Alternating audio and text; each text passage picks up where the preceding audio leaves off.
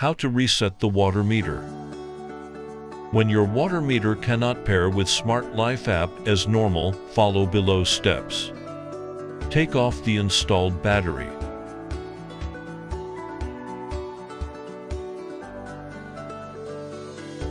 When you reinstall the battery, press the button at the same time.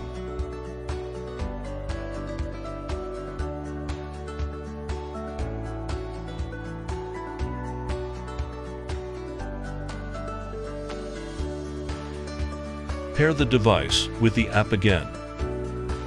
If the device has not been connected yet, the LCD will display uncon and disconnected icon flashes.